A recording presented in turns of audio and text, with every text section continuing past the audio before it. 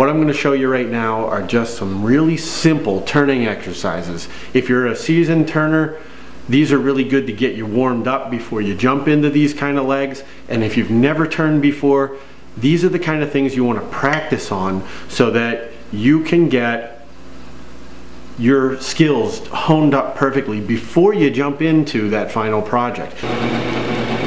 And the easiest way to show you this is I'm going to run right on this corner of the skew. Put that right on my tool rest and come straight across. And then go back the other way.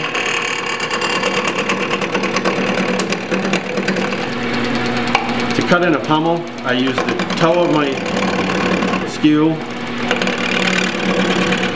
And if you can see on the camera there, you'll watch the handle of my tool and it will rotate and rise as I cut. See, I started down very low, and as I rotate in and come up, where I end is I'm getting close to hitting the round section here. You can see I'm just not quite touching on those two cuts yet, but it's getting a lot closer. There, I'm in. And what you're seeing is as I raise up and cut in there, I'm actually coming around that corner on the pommel, and I come up and I slice right in.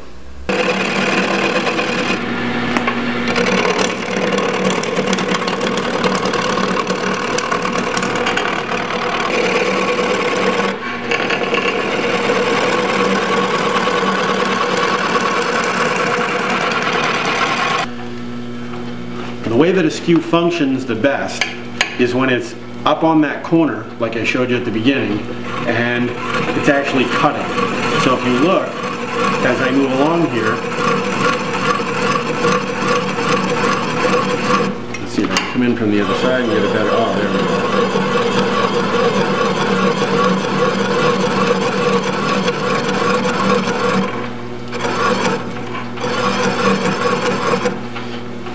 And if I take a look at that, you can see those nice little curls coming off of there.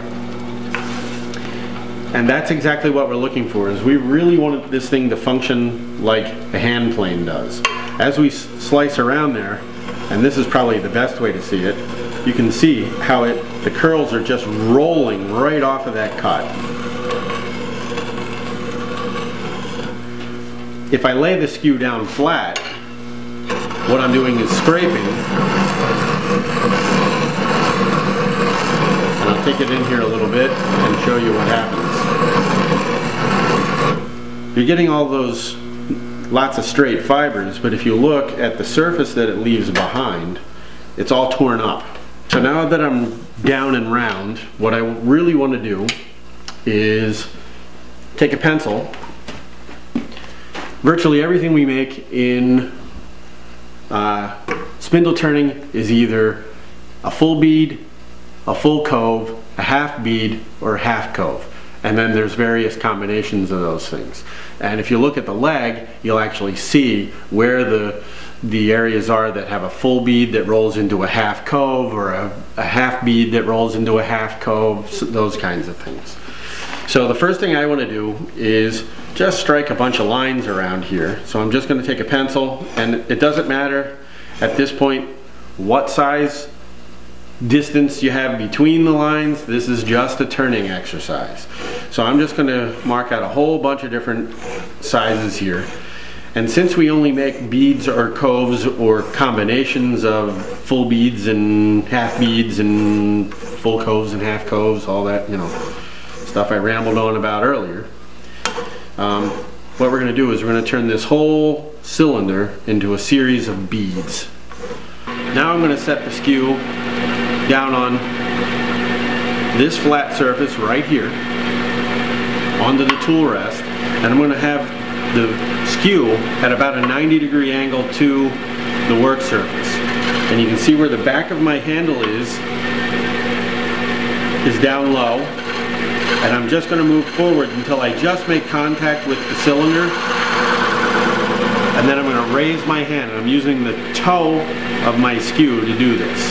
You can use the heel, but I tend to find that I run more. I'll catch and drag one direction or another if I'm not perfectly vertical when I do this. So move it until you just touch, raise the handle. Raising your handle on your tool when you're working at the lathe controls the depth of cut. So the higher I raise it, the deeper I cut. And what I want to do is cut in a few of those. And you can see I've got a couple of different sizes here. Now I'm going to use the heel of my skew to make the next cut. I'm going to go from a starting point out on the cylinder, and again you'll want to watch that heel of my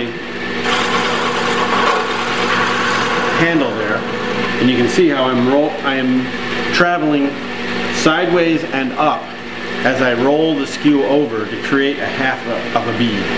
We always cut from the high point to the low point. You'll always cut downhill when you're working on a lathe. If you try and cut uphill, you're just going to tear the piece apart.